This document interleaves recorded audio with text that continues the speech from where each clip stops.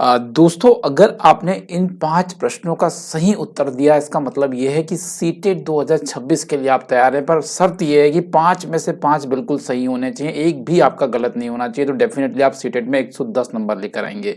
अगर कोई ऐसे ही पढ़ाई कर रहा है, टाइम पास कर रहा है, तो बिल्कुल इस वीडियो को मत देखिए, छोड़ दीजिए। जो केवल सिंसियर होके कुछ अच्छे नंबर स्कोर करना चाहता है, वही इस वीडियो को देखेगा और अटेम्प्ट करने का पूरा प्रयास करेगा 5 आउट ऑफ 5। तो चलिए आइए स्टार्ट करेंगे आज के सेशन को।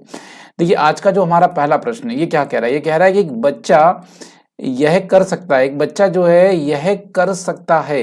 ये कह रहा है शिक्षक के संकेत पर समस्या हल कर लेता है। दूसरा कह रहा है कि लेकिन वह समस्या को अकेला हल नहीं कर पाता है। तीसरा कह रहा है कि संकेत हटाने पर वह फिर से असफल हो जाता है। मतलब जब संकेत नहीं दिए जा रहे हैं तो वो असफल हो जा रहा है।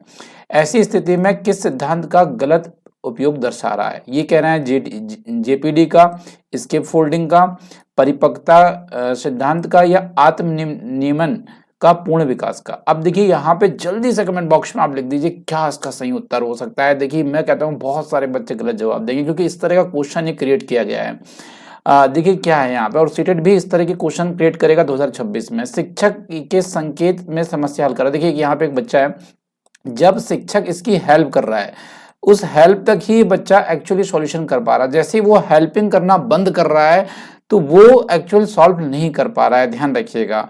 तो वो क्या है यहाँ पे, लेकिन वह समस्या अकेले नहीं कर पा रहा है, संकेत हटने पर वह फिर से असफल हो जा रहा है।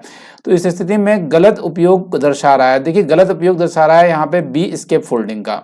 देखिए स्केप फोल्डिंग क्या होती है? आधारभूत सहायता होती है। जब तक वह बच्चा स्वयं उस कार्य को करने के काबिल ना हो जाए, जब तक आपको इसके फोल्डिंग देना होता है, एक आधारभूत सहायता देना होता है, अस्थायी सहायता देना होता है।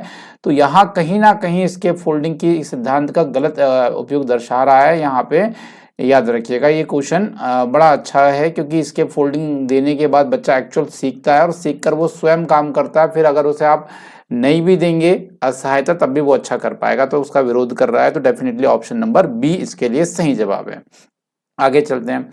यदि एक शिक्षक पहले समूह में चर्चा करता है, फिर बाद में उसी विषय पर व्यक्तिगत कार्य करवाता है, पहले समूह में चर्चा हो रही है, फिर व्यक्तिगत कार्य हो रहा है, ध्यान रखिएगा, ये सिद्धांत किस सिद्धांत का विरोध कर रहा है?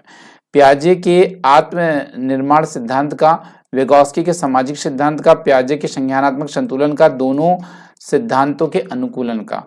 अब भाई बताओ जल्दी से, कमेंट बॉक्स में ऐसे तगड़े क्वेश्चन आएंगे ना, तो आप लोग क्या करेंगे फिर बताइए। इसलिए कह रहा हूँ कि यार जो टाइम पास करने वाले वो दूर रहें।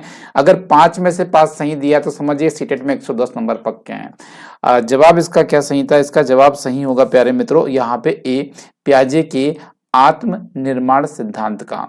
कैसे सही होगा? देखिए यहाँ विरोध की बात हो रही है, विरोध मतलब यहाँ उसका उल्टा चल रहा है, उसका गलत अपोजिट मीनिंग निकाला जा रहा है। देखिए पहले समूह में चर्चा हो रही है, समूह में चर्चा होती है vygotsky के सामाजिक सिद्धांत के अनुसार, और फिर बच्चा यहाँ व्यक्तिगत कार्य कर सकता है। तो ये एक्चुअल विरोध हो रहा है यहाँ पे जीन पियाजे के आत्मनिर्माण सिद्धांत का, क्योंकि ये कहता है कि बच्चा पहले से अपने सिद्धांत को स्वयं रचना करता है, तत्पश्चात ये समाज में जा सकता है। अब यहाँ उल्टा हो रहा है, पहले समूह में चर्चा हो रही है, बाद में व्यक्तिगत कार्य हो रहा है, तो ये आत्म निर्माण सिद्धांत का विरोध कर रहा है। अगला क्वेश्चन देखते हैं। ये एक बच्चा नियम इसलिए तोड़ देता है क्योंकि सब ऐसा कर रहे हैं, सब तोड़ रहे हैं तो भाई मैंने भी तोड़ दिया।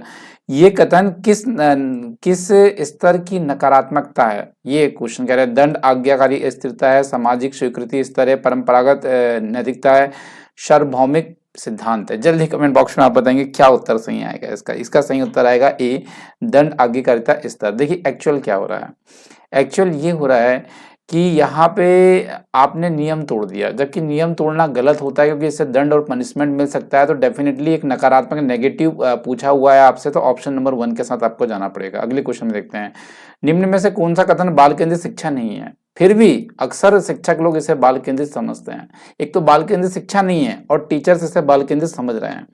गतिविधि आधारित शिक्षण को, बच्चे को स्वतंत्र छोड़ देना, अनुभव आधारित सीख को, समस्या समाधान आधारित कार्य को। जल्दी से कमेंट बॉक्स में इसका उत्तर, और वीडियो को लाइक और शेयर जरूर करिएगा। और ऐसे तगड़े क्वेश्चन वही देख सकता है जिसको अधिक नंबर लेकर आने हो, और वीडियो के साथ पूरा बना रहा करो। और अगर किसी प्रकार के मॉक टेस्ट लगाने हैं तो एजुकेशन फॉर यू ऐप को विजिट करो। नोट्स के लिए एजुकेशन फॉर यू ऐप को विजिट करिए। 9 रुपीज से मॉक टेस्ट स्टार्ट है, आप लगा सकते हैं। 9 रुपीज, ओनली 9 रुपीज से।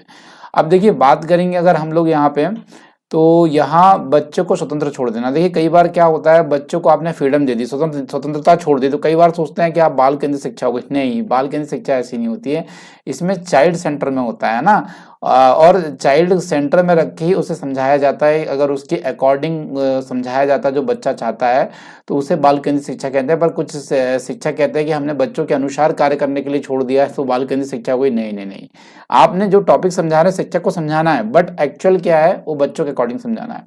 तो यहाँ बाल केंद्रित शिक्षा है नहीं, क्योंकि स्वतंत्र छोड़ दोगे तो बाल केंद्रित शिक्षा होगी नहीं, पर शिक्षक अक्सर इसे समझ लेते हैं, ये बात सही है। यदि एक बच्चा स्वयं कार्य नहीं कर पा रहा है लेकिन एक शिक्षक सहायता से कर लेता है, तो ये स्थिति किस अवधारणा को दर्शा रही है? बड़ा अच्छा क्वेश्चन है, क्वेश्चन नंबर 5 है और अच्छा क्वेश्चन भी है। ये दर्शा रही है स्केप फोल्डिंग को, ये दर्शा रही है समीपस्थ विकास के क्षेत्र जो वेगोस्की का है, जेपीडी को, जोन ऑफ प्रॉक्सिमल डेवलपमेंट जिसे कहा जाता है। ध्यान रखिएगा, बड़ा अच्छा क्वेश्चन था। अगला क्वेश्चन देखेंगे। एक 7 वर्ष का बच्चा यह समझाता है कि पानी की मात्रा वही रहती है चाहे वह पतले या चौड़े ग्लास में डाला जाए, परंतु वह अभी दूसरों के दृष्टिकोण को पूरी तरीके से समझ नहीं पाता है। तो बच्चे की अवस्था कौन सी है, ये आप बताना, बच्चा किस अवस्था में है, दूसरे के दृष्टिकोण को वो समझ नहीं पा रहा है। तो 6वें नंबर का प्रश्न है, कमेंट बॉक्स में इसका उत्तर देना है आपको। आशा करेंगे कि आप एक सही उत्तर खोज कर निकालेंगे इसका और हमें देंगे। चलिए यहाँ पे ये बड़ा ही अच्छा क्वेश्चन है, इंटरेस्टिंग क्वेश्चन है और आशा करेंगे आप जवाब देंगे। आप लोगों के लिए एचडब्ल्यू है। चलिए धन्यवाद। अगर आपको कोई क्वेश्चन, कोई टॉपिक्स में वीडियो बनाना है तो कमेंट बॉक्स में आप लिख सकते हैं। जुड़ने के लिए धन्यवाद। Thank you so much everyone to watching this video. Thank you.